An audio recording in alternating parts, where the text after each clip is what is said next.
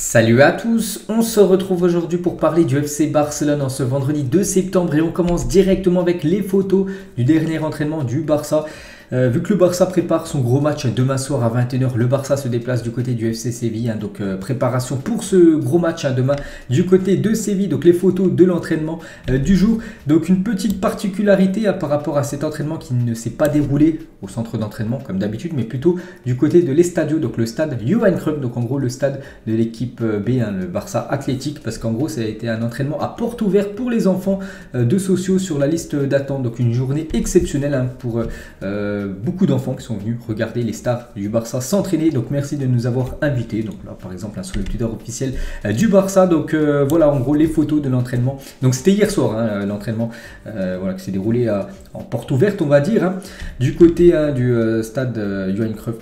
Voilà le stade du Barça Athlétique, donc quelques photos bien sûr, les jeunes ont pris beaucoup de photos, les joueurs ont signé quelques autographes comme Memphis Depay, Baldé, Ousmane Dembélé, on peut voir de nouveau Baldé, on peut voir de nouveau Depay cette fois-ci et Frenkie de Jong qui signe des ballons, Jules Koundé, voilà en mode signature, la même chose pour Araujo en mode signature aussi sur casquette, même Pablo Torre, le jeune joueur du FC Barcelone, mais aussi des autographes et sinon quelques photos de l'entraînement parce que là je vous ai montré les joueurs en train de signer bien sûr des autographes, mais bien sûr il y avait entraînement.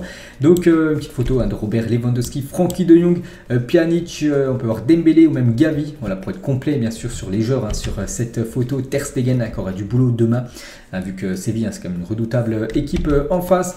Ferran Torres, Pedri, Gavi, Busquets, Robert Lewandowski, donc voilà toutes les photos de l'entraînement hier pour préparer voilà, ce match demain soir du côté du FC Séville.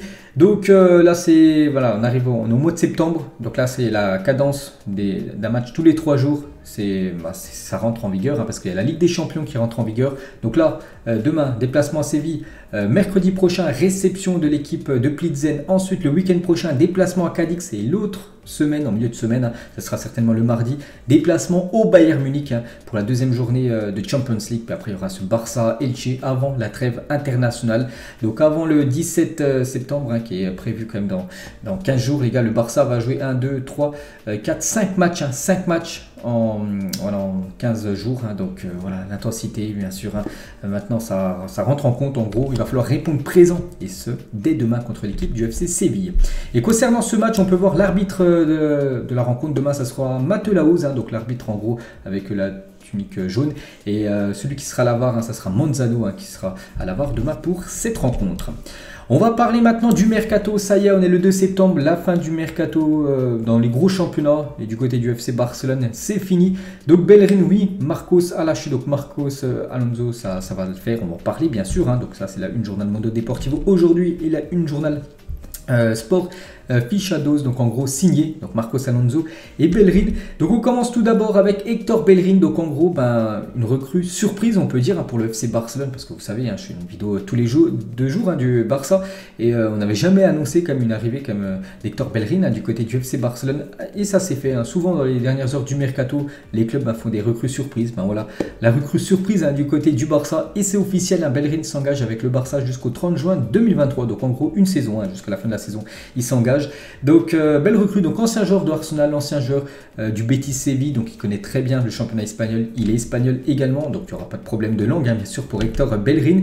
Donc voilà c'est officiel, Bellerin avec ses nouvelles couleurs. Donc là c'est une photo montage parce qu'il n'a pas encore été présenté on va dire à la presse, mais bon ça lui va très très bien cette tunique blaugrana. Et Madine Lamassia, parce que pourquoi, c'est un joueur qui sort du centre de formation du FC Barcelone quand il avait 7-8 ans par là, il jouait du côté du Barça.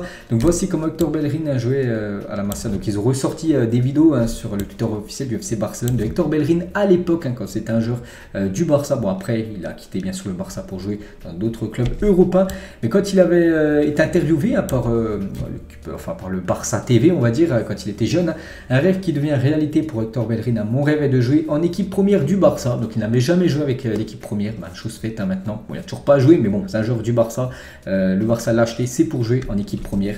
Donc son rêve va devenir réalité là dans quelques jours voire quelques semaines. Donc quelques photos de Hector Bellerin quand c'était un joueur du Barça à l'époque, au centre de formation La Masia.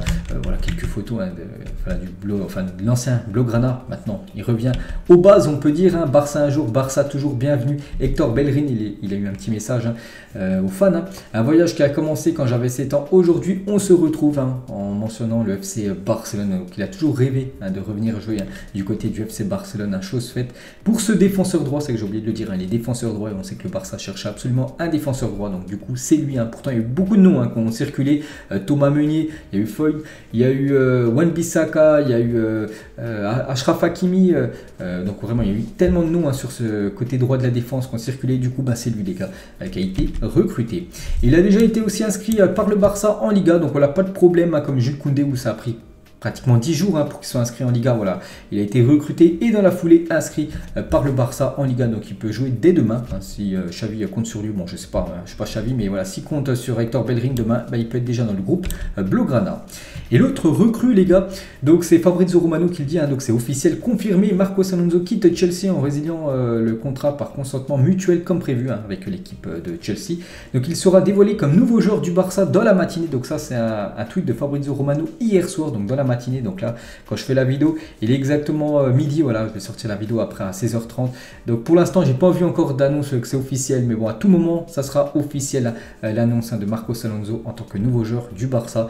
Donc il va venir mettre de la concurrence, on va dire, à Jordi Alba et Baldé sur ce poste de défenseur gauche de la défense. Et du coup, Marcos Alonso à Barcelone et Aubameyang à Chelsea. Here we go. Donc là, on a parlé des arrivées avec Bellerin et Marcos Alonso. Mais dans le sens des départs, il y a eu pas mal de départs hier. Et Aubameyang, les gars, c'est officiel. Donc le FC Barcelone et le Chelsea Football Club ont trouvé un accord sur le transfert de l'attaquant gabonais Pierre-Emerick Aubameyang pour 12 millions d'euros. Donc voilà, les gars, Aubameyang, pourtant qu'on avait annoncé rester du côté du Barça parce que Xavi comptait sur lui. On avait plus vu quand même Memphis Depay quitter le club. Du coup, c'est bien Aubameyang qui quitte l'équipe Blaugrana. Donc voilà, il y a une somme d'argent plus peut-être Marcos Alonso qui rentrerait dans le deal concernant l'attaquant gabonais. Donc ces stats, les gars, en 6 mois, n'oubliez pas qu'il est arrivé en janvier dernier. Donc 24 matchs, 13 buts et une passe décisive, c'est plutôt pas mal. Donc il a été un but quasiment tous les 2 matchs. Voilà pour Pierre-Emerick Aubameyang. Dommage que ça ait duré que seulement 6 mois parce que le joueur aurait, je pense, bien voulu rester du côté de Barcelone. Donc hier, les gars, il est passé au centre par le centre d'entraînement pour dire au revoir au club. Voilà, faire un petit adieu, bien sûr, avec sa magnifique voiture avec une couleur très très spéciale. Et du coup, voilà quelques photos d'Aubameyang avec son nouveau club, cette équipe de Chelsea, les gars. Donc il portera le numéro 9 du côté des Blues. Un autre attaquant quitte le FC Barcelone, c'est Martin Braithwaite et résiliation du contrat unissant Braithwaite et le Barça. Donc j'ai vu que le Barça avait payé 150 000 € pour résilier le contrat de Martin Braithwaite. N'oubliez pas que c'était un indésirable du côté du Barça. Le Barça cherchait absolument à s'en séparer. Enfin, voilà, le Barça se sépare de Martin Braithwaite. Et du coup, il va pas très loin, tout simplement, parce que c'est officiel. Dans la foulée, il s'est engagé du côté de l'Espagnol Barcelone, l'autre club de Barcelone, en gros dans la ville de Barcelone.